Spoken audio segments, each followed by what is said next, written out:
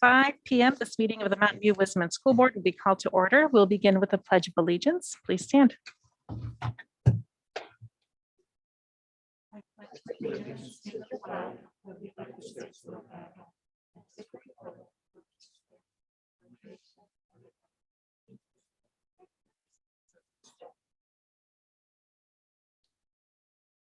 Okay, we will now take roll. Laura Blakely, Chris Chain. Bill Lambert. Devin Conley, Laura Berman. Let the record reflect that all trustees are present. We'll move on to item C, approval of the agenda. Are there any trustee questions or comments regarding the agenda itself? No. Okay. I move that we approve the agenda as presented. Second. Can we just have a moment for public comment? If there's any members of the public joining us remotely, please raise your hand in Zoom.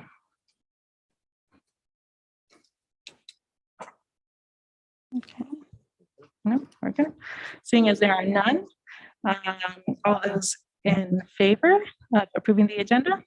Aye. Aye. Aye. And a motion made by trustee Blakely and seconded by trustee Lampert. Trustee Chang. The agenda has passed unanimously. Great. Item 2, opportunity of members of the public to address items in closed session. If you're a member of the public, you'd like to make a comment on closed session items, you may raise your hand in Zoom. Seeing as there are none, at 5:07, we will now adjourn to closed session.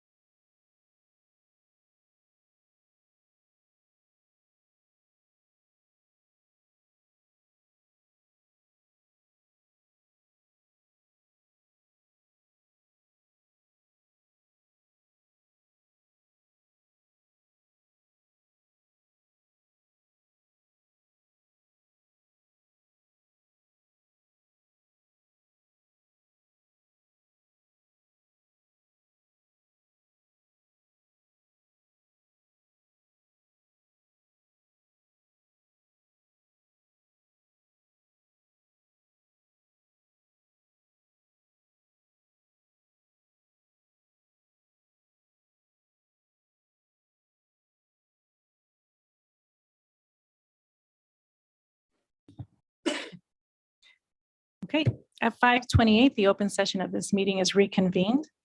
We have two items to report on. Item A1 in the closed session agenda, a majority of the board voted unanimously to approve a compromise agreement in the Office of Administrative Hearings, case number 20230300950 to resolve claims raised against the district in exchange for specified funding for a student's private placement and parents' attorney's fees incurred in this matter. The second item was A2 on the closed session agenda. The board voted unanimously to approve a compromise agreement in Office of Administrative Hearings, case number 20230200579 to resolve claims raised against the district in exchange for specified funding for a student's non-public placement, compensatory education, and parents' attorney's fees incurred in this matter.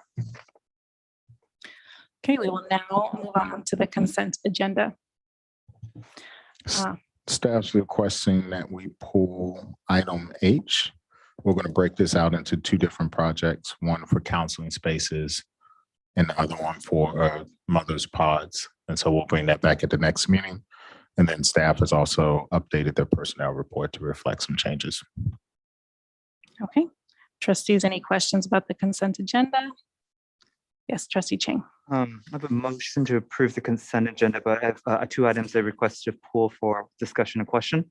So a motion to approve with item A, the personnel report, and item M, the lease back for the multi-site window project, pulled for discussion. Okay, we'll move on to public comments. If there is a member of the public who would like to make a comment on the consent agenda, you may raise your hand in Zoom.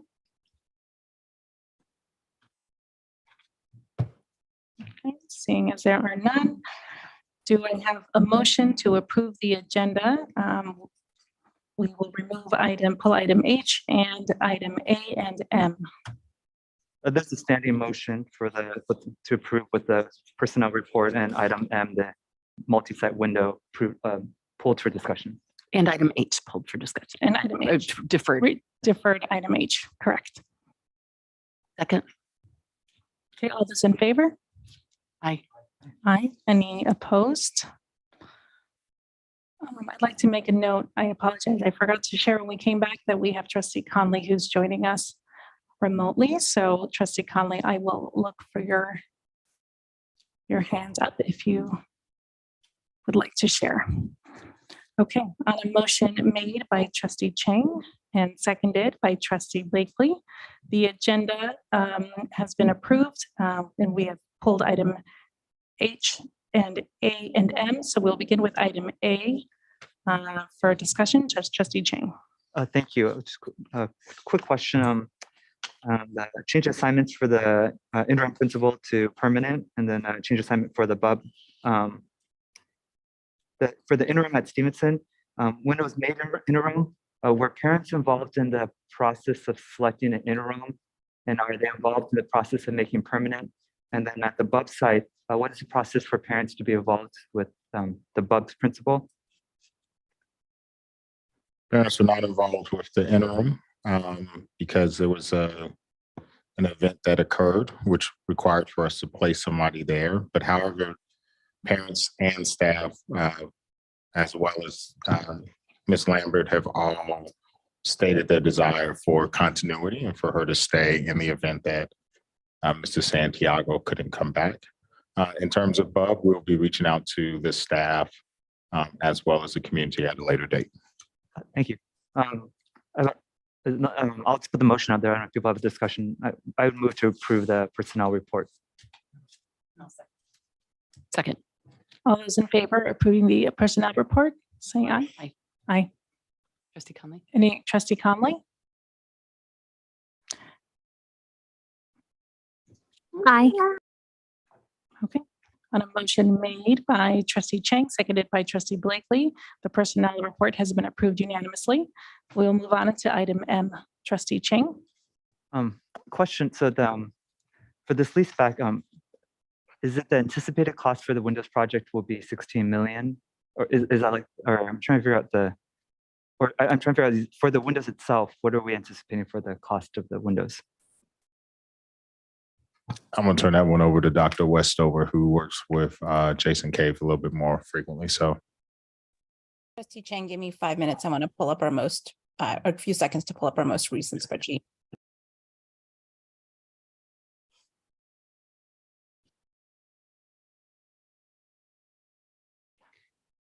Just to give Dr. Westover time and just to save our time, I'll go into my my comment then. I recall when we were talking about the open windows, we were deep in the pandemic and the need for open air circulation. And like, I feel like kind of circumstances have changed. So like, well, you know, I'm really proud that we have like really strong HVAC because that helps us with fires. So it's like, it was good for saving us from COVID, and it was also good for fires. But changing the windows on and many on these on like on buildings we just built with our previous bond, right? So Vargas, Stevenson, Castro, district office, we're like tearing out windows that we just put in to put in windows that open. And I don't know if the safety rationale is the same. So I think that something like this maybe it requires some more board feedback, looking back on if the item is maybe I don't know if Dr. Westover has found the amount yet. If it is 16 million, it's a lot of money. Where you know, and I know I keep saying this, but I still go back to, I always, whenever we do something in the Measure T bond, I go back to the Measure T bond language, and Measure T bond language says to the voters that we'll do something on science and art classrooms. And I have yet to see any money spent on science and art classrooms or science and art facilities. And so like, I welcome board discussion on this to understand if open windows is it's a pretty big tear out to do windows in all these places. And like, is that the value added that we currently think it is? So, and I don't know if Dr. Westover has the amount yet, if it is that 16.7 million or if the So windows are. in totality with hard cost and soft cost, we're at about 18 million right now. So this is at our schools for Stevenson, which did not have operational windows, Castro, which had limited, and then district office, which has no operational windows. There was also a concern brought up from Stevenson parents wanting to make sure that there was a possible alternate egress for students. So at the time when Stevenson and the district office were built, the DSA had not approved any operational windows for our types of buildings, which is why they do not have them. Now that the code has changed, there's windows they were able to put in. I thank you, Dr. Westover. So from a board policy perspective, I find 18 million for this hard. I mean, you know, our HVAC system is designed as it is with many commercial buildings to operate most efficiently with non-open windows. You know, we have invested in a strong filtration system for our window system, for our HVAC system. In my now near 20th year of teaching, I've never, in all my emergency procedures I do as an educator, I've never once considered in a lockdown or emergency situation to evacuate through a window. I just think it's something that deserves kind of public discussion or board discussion. 18 million is a lot for this, especially for projects I already did. But yeah, thank you. Trustees, are there any other comments? I'm just wondering the breakdown, because as I'm looking at the contract again, it's windows that open at the schools that the code wouldn't permit with the DSA pre-approved structure to put ones that open, but it looks like we're also replacing them at other schools as well. Am I understanding that? those are older efficiency projects that were already slated and then got delayed because of the window. So those are a little bit different. These originally, when we started the work, actually these schools weren't included. And one of the concerns that was brought up is Dr. Westover was principal at Stevenson at the time. Parents were actually going to purchase hammers in the event that there was something that precluded them from getting out to break the windows open. And at that time, that was one, and it was right before the pandemic too. And at the time, the board felt like it was an important thing to do because these sites didn't have it. But the other projects were just upgrades that had to occur just as part of our normal window or normal renovation. And because schools like Montaloma, we weren't able to get those in. We just pushed those projects back. But that's part of this, the total dollar amount. This is not just the total dollar amount for the replacing the other ones. So my point is like measure T, I forget, we have so many bond measures that I've worked on over the years, but it did contemplate new windows and upgrades. So it's not the full amount of the money that Trustee Chang is concerned about that would be replacing relatively newer ones. It's just a portion of that.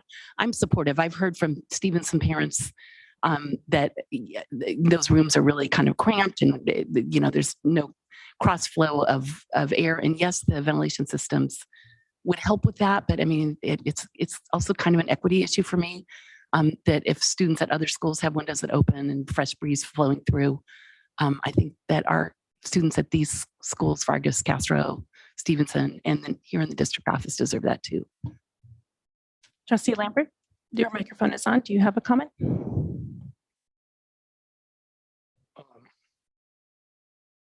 It's on already. Yeah, one comment I have, if we're doing this for safety reasons, I find that a little curious. And if safety of egress is really an issue, I'd suggest that we find other better solutions to that problem. It doesn't seem feasible to exit kids in an emergency situation through windows open. Somebody will have to explain that to me. But I mean, it seems to me that, if you really want to have a second egress, then you put a second door in an area. If it's helpful for the board, this was listed in our master facility plan as a priority 1 item as part of efficiency of replacing the windows. So this was on the original MFP project list. So I think there's been other things that we've been able to accomplish along with it because it was a part of the list. We did look at the cost of adding doors, and it was actually more cost prohibitive because they are modular units, and so it's not just cutting the door in. It's essentially we have to take the whole wall I off. expect they would be, yeah. Right. So I think that was part. At the end of the day, all we were trying to do was resolve the issue of the parents and staff felt like they didn't have a second egress. I don't think any of us think it's ideal, but we did look at both options. Castro would be the only school just because of the way it was designed. And theirs is treated a little bit different because they do have some open windows, but the way it was designed, it's a completely different project because it's mainly stick built compared to Vargas and Stevenson. So maybe what would help me is that, these little, I'll say little, this isn't little, these additional construction projects are coming up, but they're coming up sort of, it was one-on-one, okay, we haven't completed this in this project, we haven't completed this, let's add it. And then we're addressing them as a board, sort of issue by issue like this. I would prefer to see, sort of a list of what we haven't completed in both of the bond measures or in the master plan.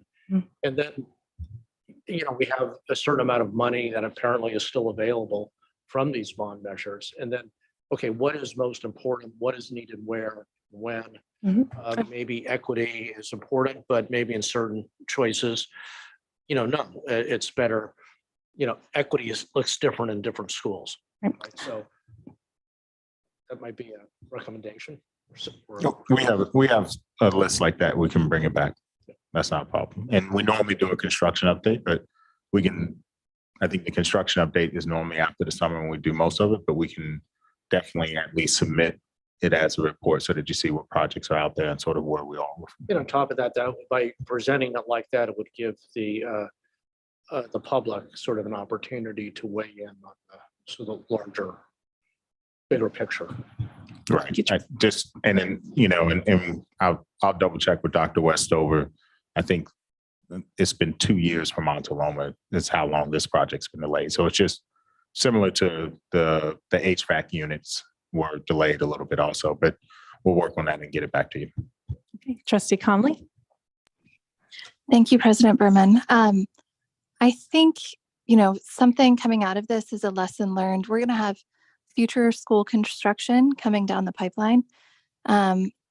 these schools that we're talking about replacing windows on that are newly built schools, they were funded through Measure G. And my understanding was, and Trustee Lambert and Trustee Chang, you were on the board at that time, so you may have a much better recollection of this than I do. The construction delays that came up with the board and trying to get the work completed then ended up meaning some cutbacks on design over time. And so I think part of this outcome was having to go an inexpensive route for construction. And we're always going to want to save money on construction, of course. But I think making sure when we're building in the future that we really pay attention to details like this and we don't cut the budget on certain things and we pass our approvals and budget quickly and construction timeline quickly to be able to really utilize whatever funds we're using will be important. One of the things I've really appreciated with Measure T is with the master's facilities plan laid out ahead of time, we've had a lot of cost savings. Sorry, my coworker is excited. We've had a lot of cost savings over time with the implementation of that bond because Dr. Westover and her team have been so efficient in rolling forward the construction timeline quickly and getting things completed quickly so we can avoid cost overruns as much as possible. Thank you. Trustee Chang and then Trustee Blakely. And just to clarify, while Measure G projects, the timeline of building them may have been longer. The projects that we're proposing at the new sites that we are spending money redoing were not cost savings. From my record, I do not believe there was any record of saying that we chose not to have open windows at those school sites to save cost, right? Was that a cost saving? We actually never even contemplated Stevenson or Vargas in Measure G. Yeah. So it wasn't a cost saving. And thank you. And I would say also Vargas playground, us redoing the playground. I don't think that was a cost saving measure. I know that we talked about the MUR doors there in the past, but I'm just saying that I think it's wrong to say that Measure G is the reason why that we need to go back and spend more money at these on these existing sites, these new sites. I would I don't want to take more of this time, and I know if Trustee Blakely wants to speak, but if this was brought back to put high efficiency windows in our older schools, I would support this. But I'll have to go ahead and make I know we have one more item, but discussion item, but I'll go ahead and make a motion that we go ahead and approve this. I will be a no vote because I don't believe we should be spending money on redoing things we just built.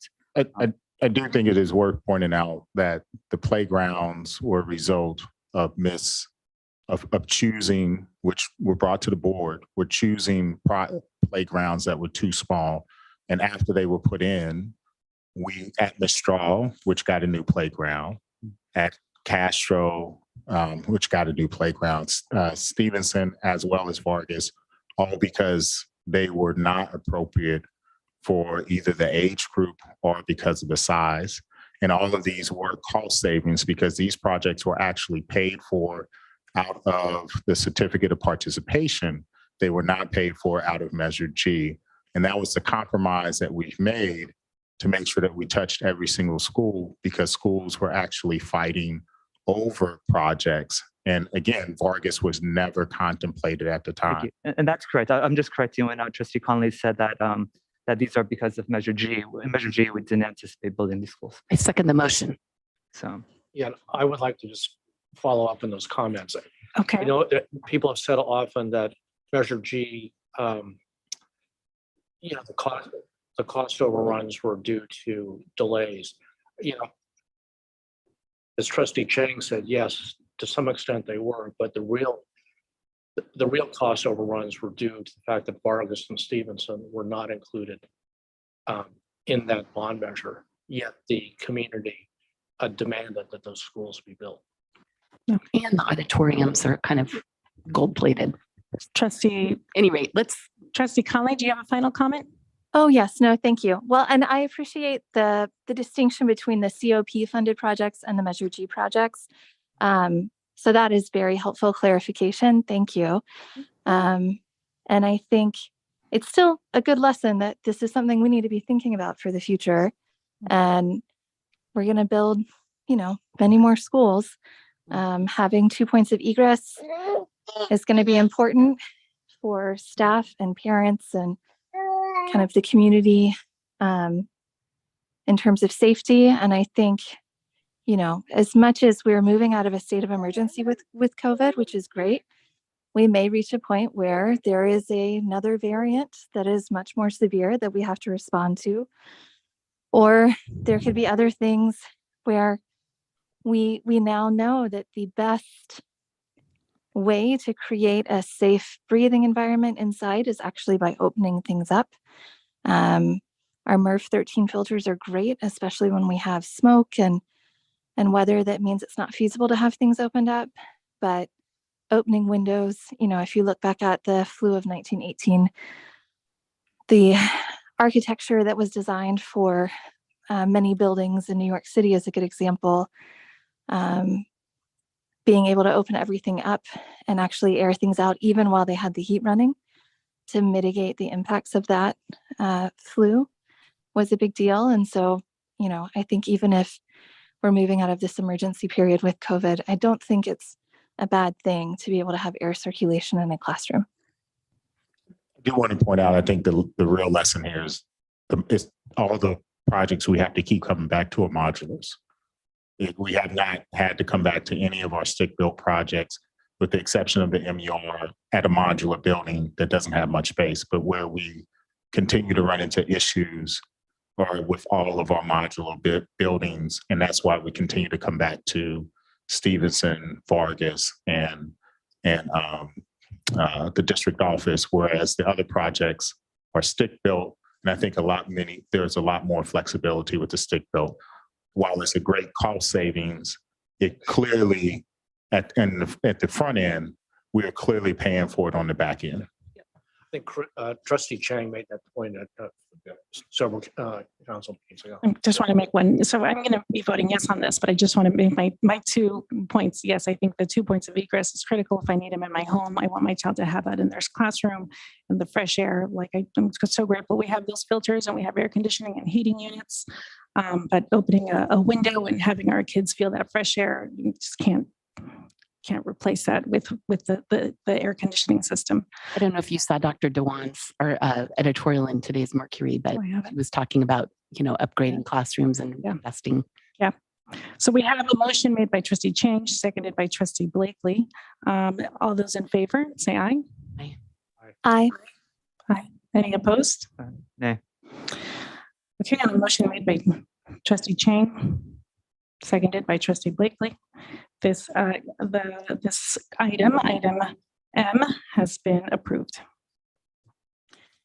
We'll move on to communications. We'll begin with employee organizations. If there's any representatives of employee organizations who'd like to address the board, you may raise your hand in Zoom.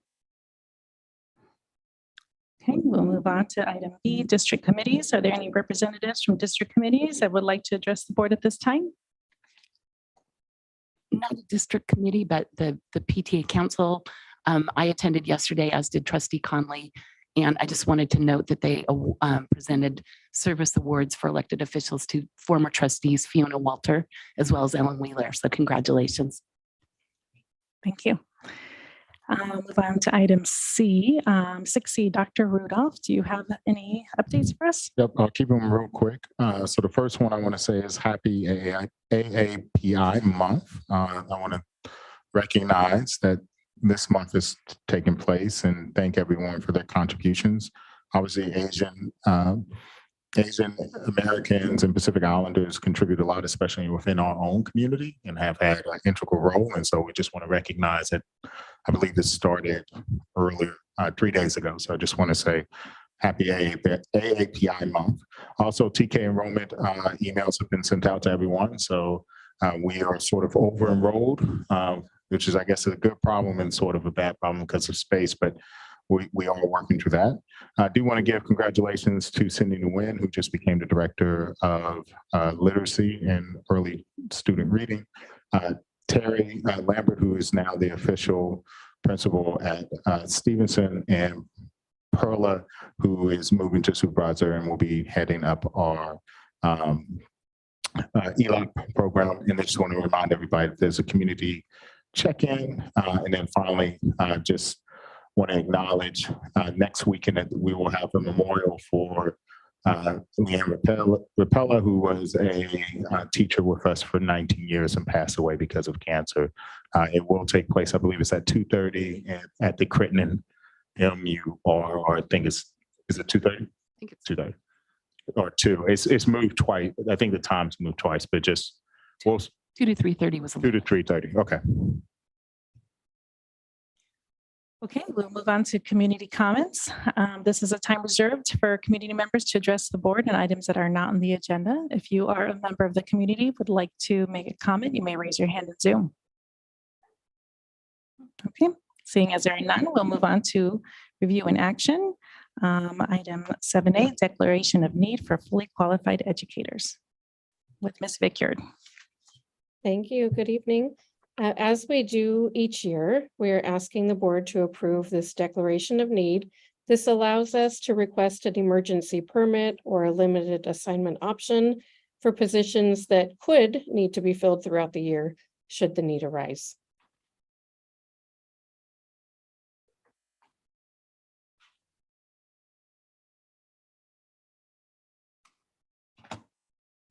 I apologize. Trustees, are there any questions? If you're a member of the public and would like to make a comment on this item, you may raise your hand in Zoom. All right. I move that we approve the declaration of need for fully qualified educators as presented. Second. Okay, all those in favor? Aye.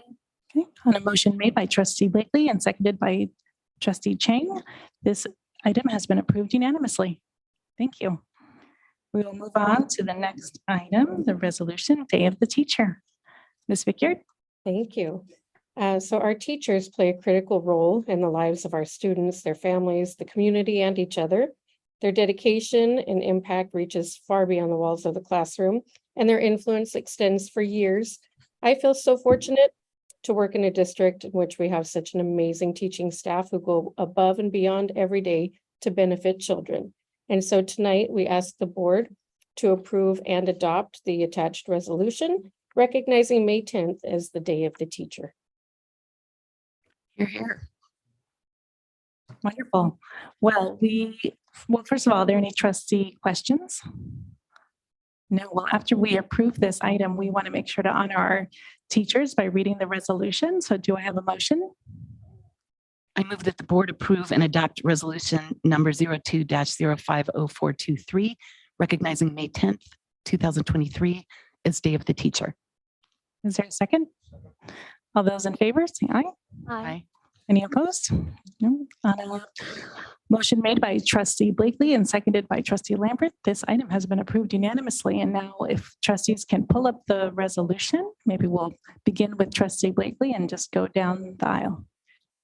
Whereas education is the most vital activity we as a society undertake to ensure the well-being of the nation, and Whereas education is in large measure the result of the talent and commitment of teachers and their ability to inspire, encourage, and enlighten, and Whereas teaching is a profession characterized by skill, knowledge, discipline, tenacity, and creativity in the delivery of instruction.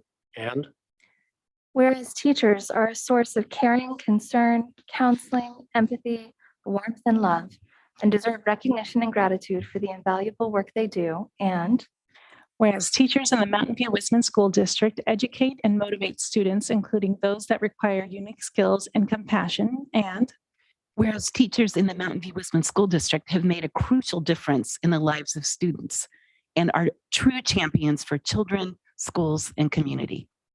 now therefore be it resolved that the Board of Trustees of the Mountain View Wisman School District and the Superintendent express their gratitude and commend the teachers of the Mountain View Wisman School District and join the Governor and the Legislature of California in designating May 10th, 2023 as the Day of the Teachers. And be it further resolved that the Board of Trustees of the Mountain View Wisman School District and Superintendent encourage activities to recognize and honor teachers on this day. Bravo.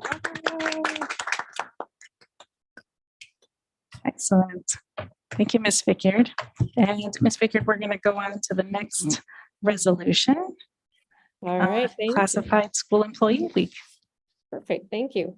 So our district's classified staff are quite extraordinary, from our secretaries and clerks who welcome people to school, to the food service staff who nourish our kids, our custodians who work to keep our schools safe and clean, our new duties who watch over our kids, the librarians, transportation staff, at-risk guests, and everybody in our district, so many more than I can name, all working to make every day the best it can be for the students that we serve. And so tonight, we ask that the board approve and adopt this resolution recognizing May 21st through the 27th as Classified Schools Employees Week. Thank you so much. Any trustee questions? No? Any members of the public wishing to make a comment on this item, raise your hand in Zoom.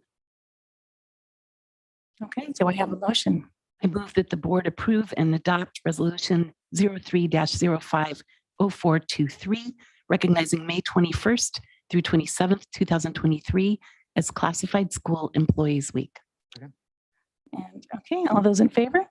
Aye.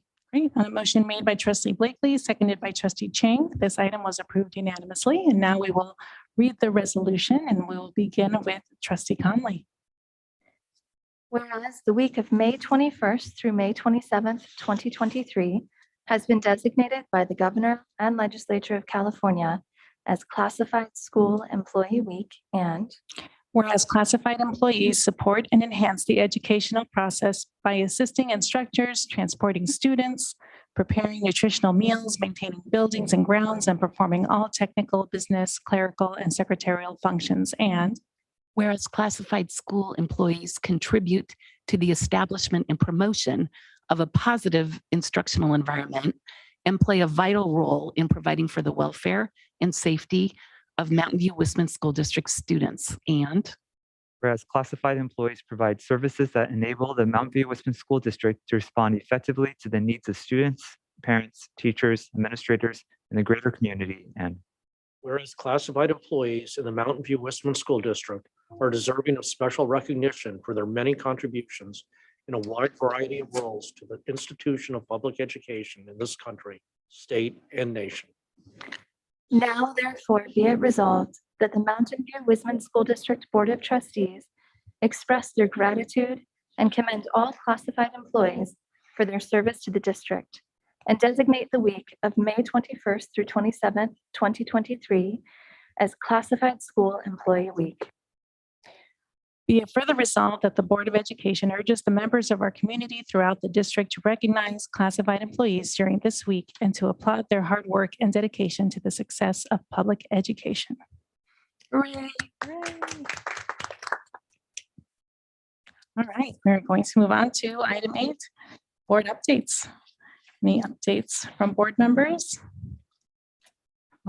Yes, trustee Conley. Very quickly, I will note that this afternoon, President Berman and I went on a tour of a homeless shelter in Sunnyvale that in the past, some of our students have stayed in. It's a low barrier shelter and it accepts families. And so I know that we'll have thoughts on that and ways that our district can support children there. There are 21 children currently housed there. They can be there up to a total of about 180 days total. Usually it's 120 days, but that's a significant amount of time in the shelter. And it's not really designed with children in mind. It's a congregate settings shelter. So I appreciate a group of school board trustees organized by the Santa Clara County School Board Association went today.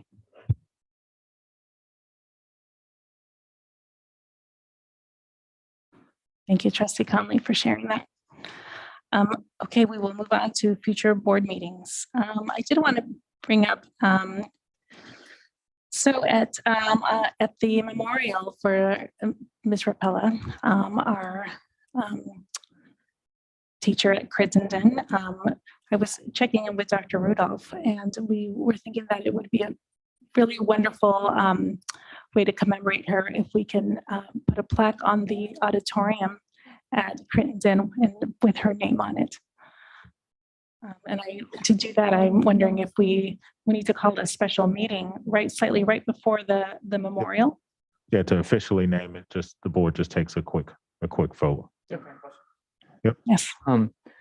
With a beautiful idea, could that formally mean that we can name the front of the building? Yes, correct. The building would be renamed after, we took it from your idea of using a resolution and it felt like the resolution doesn't necessarily live in it does with the family, but 19 years, she's had such a big impact even on my own son. It'd be great if, every time you walk in the building, that that it was because of her. Will the family be able to hear of this beforehand so that they can know that this is coming? Provided that you all are comfortable with doing it, then yes. Yes. Great, wonderful. So we'll have a special meeting right before For the 15 minutes before the memorial begins, have a special meeting where we will do that. And we'll have a mock-up of, we can't get the plaque in time, but we'll have a mock-up of it in terms of what it looks like. It'll be one of the big bronze ones like we have outdoors. And our team's currently working on what that's going to look like, but we'll have something at least to show them.